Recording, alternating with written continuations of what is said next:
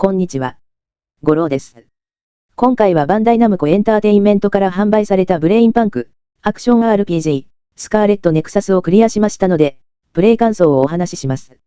まず、私の感想の前に、本作の簡単な紹介をします。遥か昔、空より異形の生命体怪異が出現し、人間を含む生物の脳を捕食し始めた。人類は地表で閉塞した生活を送らざるを得なかったが、人が誰でも生まれながらに持つ超感覚、能力を基盤として、高度に発達した科学技術により、世界は大規模ネットワークを介し、あらゆるものが連結されていった。能力をさらに突出して強力なものを超能力と言い、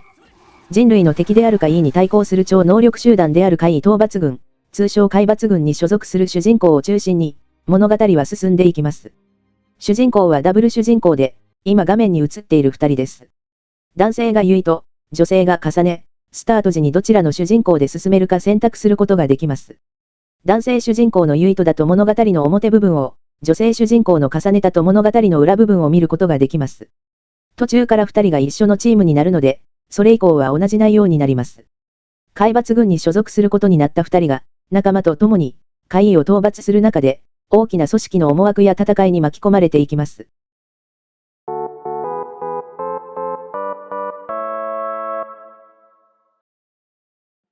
ここからは私のプレイ感想となります。私が本作をクリアして感じた、細かい部分の感想を述べていきたいと思います。映像を見てもらうとわかりますが、アニメ調の作品となっており、こういった作品は個人的に好みです。リアルタッチも嫌いではないですが、アニメ調はアニメ調の良さがあると思います。メインのストーリーと合わせて、仲間との交流を中心としたサブストーリーを進めていくことになります。仲間との交流を行うことで、絆が深まり、仲間の意外な一面を知ることができ、システム面では戦闘を有利にできます。正式名称があるのかわかりませんが、絆システムのような感じです。これについては日本のゲームらしい気がします。ペルソナ的なシステムですね。ただ今回については、ストーリーとその絆システムが少しミスマッチに感じました。ストーリーがダブル主人公であり、それぞれが別のルートで話が進むため、それぞれの仲間とは一時的に敵対関係になります。それなのにちょくちょく絆イベントとして、仲良く密会することがありました。そこがシステム上、無理やり差し込んだようにしか感じられず、違和感を感じざるを得ませんでした。皆さんは気になりませんでしたか？先ほどめちゃくちゃ争ってたし、追って追われての関係だったじゃん。なんでお店で待ち合わせしてるの？って感じてしまいました。そういうシステムのためにストーリーを無理やり曲げた感覚は少し気になりました。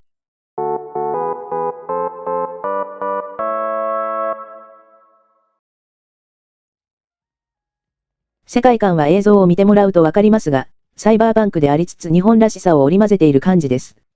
私の中にある中に心がくすぐられます。好きです。科学技術のネットワークが感じられるマップと成長要素は、いい素材に感じます。いくつかマップが分かれていて、それぞれ世界観はしっかり作られているなと感じました。もっとそれぞれの街やダンジョンでのギミックがあれば、もっと良かったかなと思います。サブクエストもお使い感が拭えず、世界見に没入できるサブクエストや、魅力的なサブキャラとの交流がもっとあれば、より良かったと思います。いい素材であったからこそ、惜しいという感想を持ちました。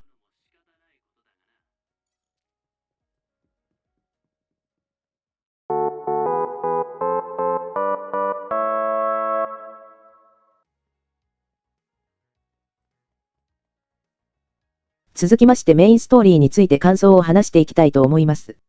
個人的にメインストーリーは面白かったです。SF な世界観をと壮大な物語。知らず知らずに主人公たちは巻き込まれていきますが、巻き込まれるのが必然であったという感じが、昔ながらの日本の RPG のようで好きです。少し無理やりな部分や説明不足な点はありそうですが、まとまっていたように感じました。ただダブル主人公ではなく、それぞれ章ごとに入れ替えなどでも良かったかなと感じました。ダブル主人公のため、描写があっさりしており、心情があまり深掘りがされていないため、プレイヤー、というか私が少し置いてかれているように感じました。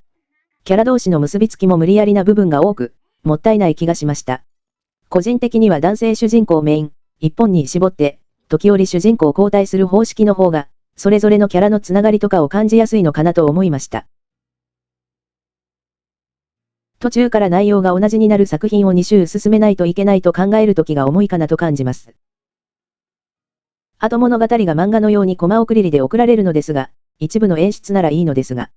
やはり普通に全体の動きがわかる方が物語に没入できるような気がしました。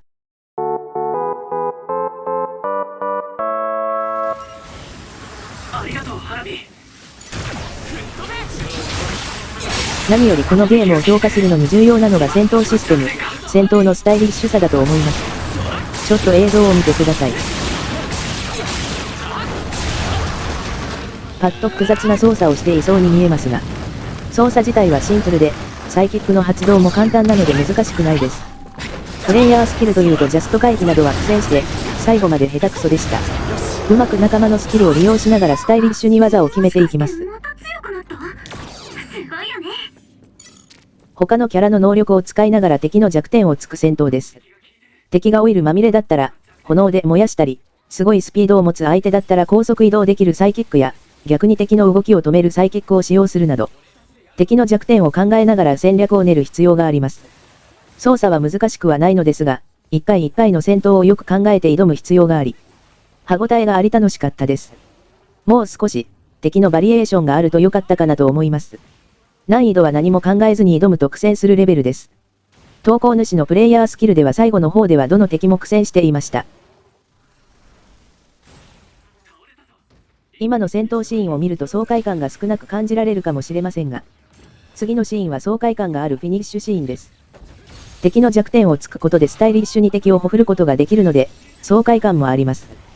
味方とのコンビネーションもスピーディで、敵が硬い以外、ストレスはありませんでした。難しいですが、決してクリアできないといったことはない、程よい難易度で戦闘は特に楽しかったです。